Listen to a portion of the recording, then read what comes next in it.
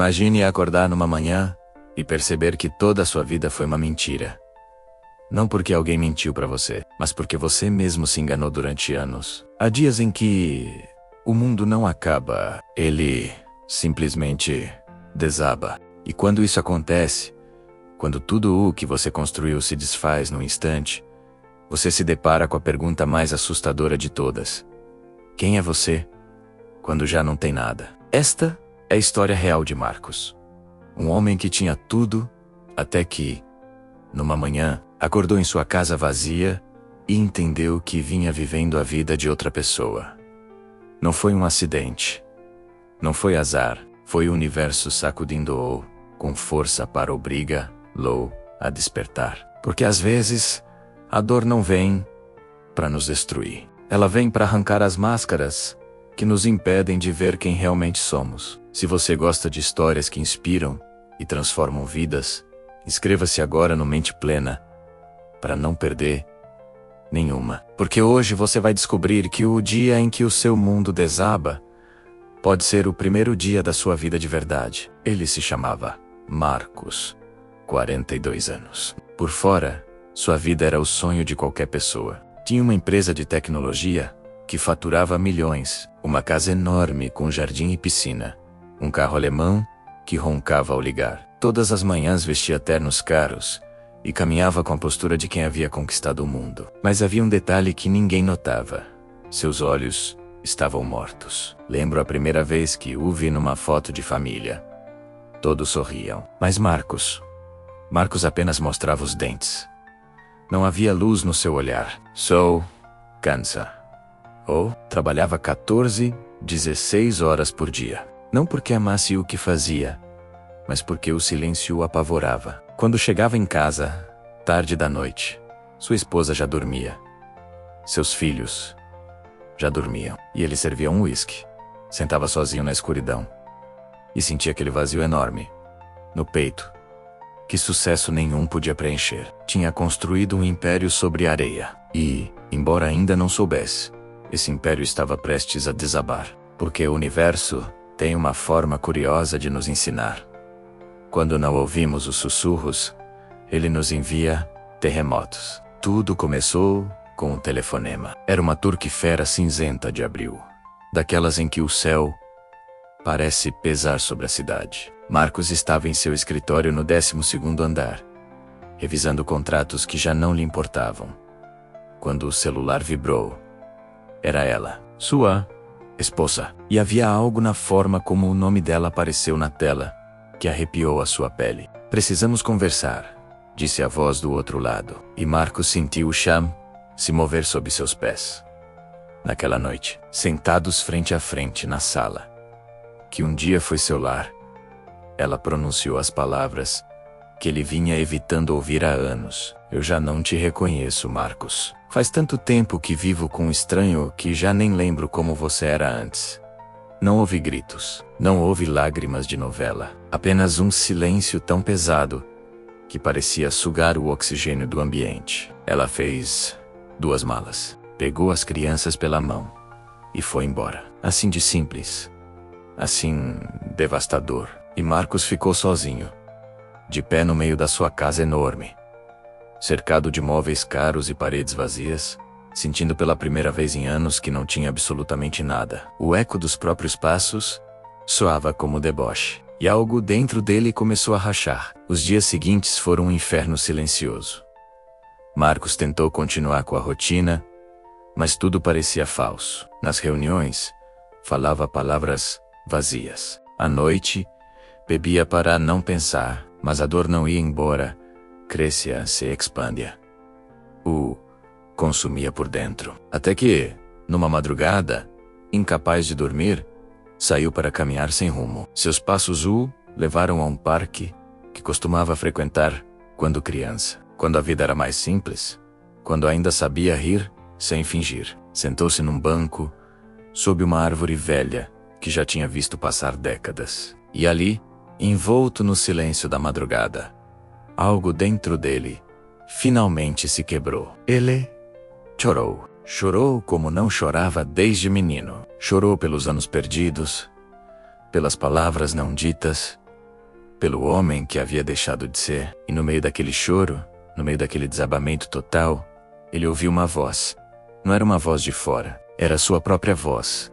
Aquela que estava soterrada, sob camadas de ego e medo. E ela lhe disse algo simples, porém devastador.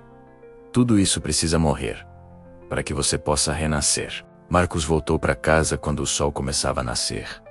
Mas já não era o mesmo homem que havia saído horas antes. Olhou-se no espelho do banheiro. Pela primeira vez em décadas, realmente se olhou.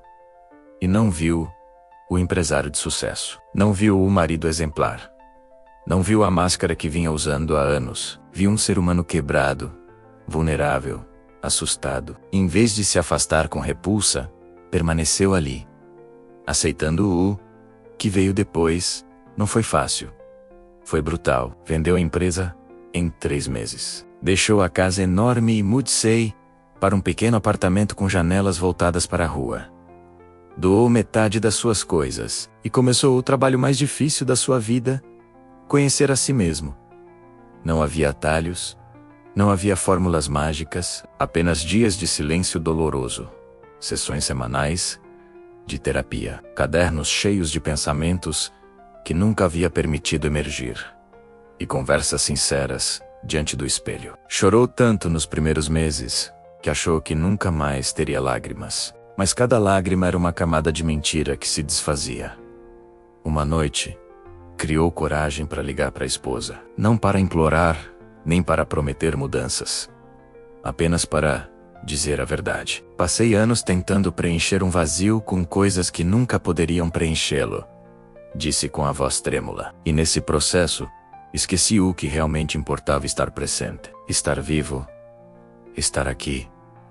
Ela não respondeu de imediato, mas, pela primeira vez em anos, seus olhos o viram. Realmente, o viram. Os meses passaram devagar, menos como deve ser quando se reconstrói uma vida do zero. Marcos conseguiu um trabalho simples, numa livraria do centro. O salário era pequeno, mas pela primeira vez em muito tempo, ele tinha algo que nunca teve. Tempo para caminhar pela manhã, sem pressa. Tempo para cozinhar suas próprias refeições e saboreá-las. Tempo para ler livros que alimentavam a alma, não o ego. Aprendeu a meditar sentado no chão do pequeno apartamento, com as janelas abertas e o som da cidade ao fundo. Aprendeu a estar em silêncio sem temer o que encontraria ali. E pouco a pouco, algo bonito começou a acontecer. Ele começou a se conhecer. Não o Marcos que o mundo esperava, mas o verdadeiro Marcos. Sua esposa aceitou encontrá-lo num sábado à tarde, em uma cafeteria do bairro antigo. O começo foi desconfortável. Havia dor entre eles, muitas palavras guardadas. Mas dessa vez, Marcos fez algo que nunca havia feito. Ele ouviu, não planejando o que dizer, não pensando em como consertar, apenas ouvindo. E quando ela terminou de falar, ele não tentou se justificar, apenas disse: "Você tem razão em tudo." Os filhos começaram a visitá-lo aos domingos. No início, tímidos, menos como quem se aproxima de um estranho. Mas numa manhã, enquanto ele preparava o café, sua filha mais nova o olhou e disse algo que o fez desabar por dentro. "Papai, agora você parece papai." E Marcos entendeu que, pela primeira vez em sua vida, não estava fingindo ser alguém. Ele simplesmente estava sendo. A vida de Marcos nunca mais voltou a ser o que era.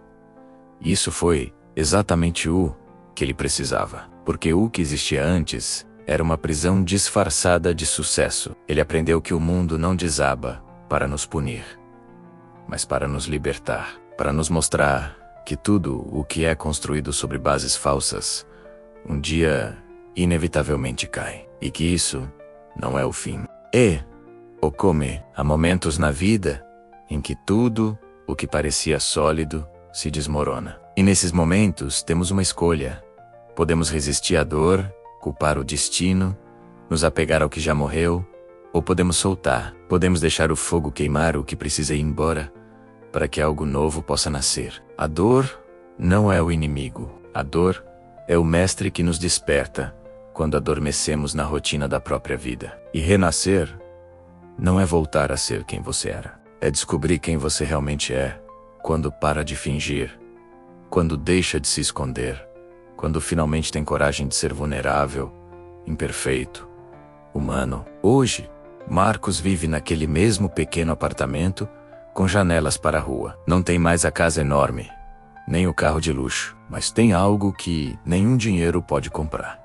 Tem paz, tem presença, tem conexão verdadeira com as pessoas que ama. Sua família não voltou da noite para o dia.